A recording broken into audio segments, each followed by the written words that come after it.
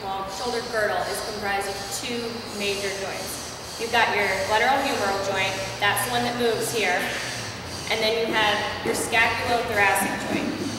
That's this guy.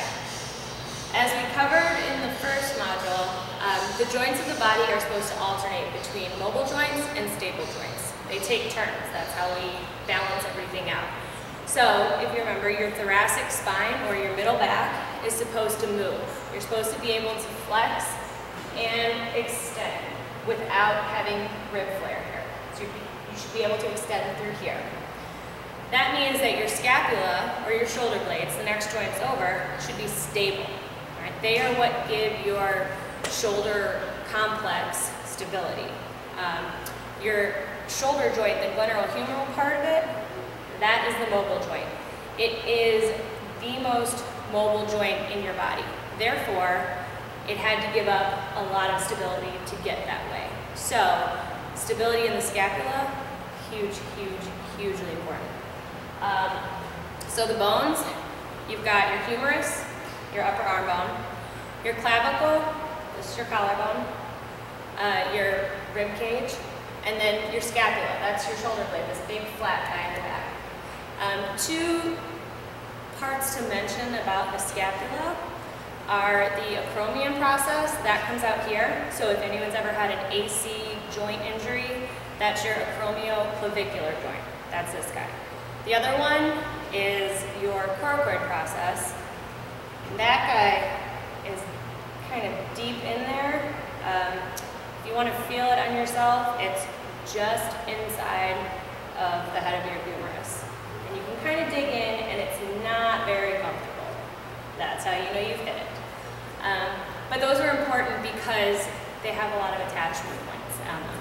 So, as far as muscles go, we'll just kind of work from top to bottom. You've obviously got your upper trapezius. You've got underneath that your levator scapula. That goes from here down to the tip of your shoulder blade right there. Those are going to raise or shoulder shrug. Okay? You have your biceps in front. You have your anterior deltoid. You have your pecs. You have pec major and pec minor. They both come out this way. Coracobrachialis, remember that coracoid process? Starts there and goes the opposite way of your pecs.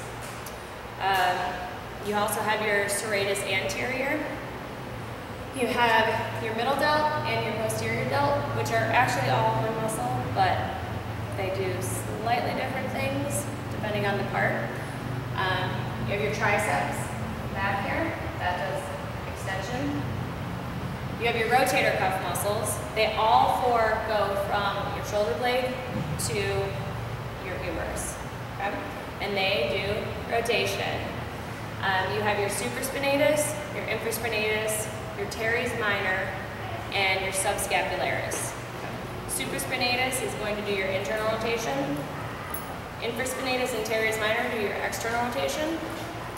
And subscapularis is what keeps your shoulder blade up against your rib cage. You also have in the back your lats, those huge guys.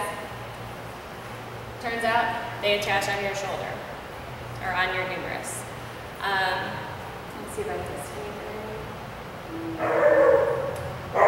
And then on the inside of your shoulder blades, you've got your rhomboid major, your rhomboid minor, and then your middle trapezius fibers. And lower trapezius fibers are going to also do some scapular stability more on the bottom part of it. So, tons and tons of muscles. I'm sure that there are some that I missed. The point is, your shoulder is a very complex joint. It moves a lot. That being said, we generally use it incorrectly. We typically tend to stabilize more with our shoulders, and that all stems back to posture.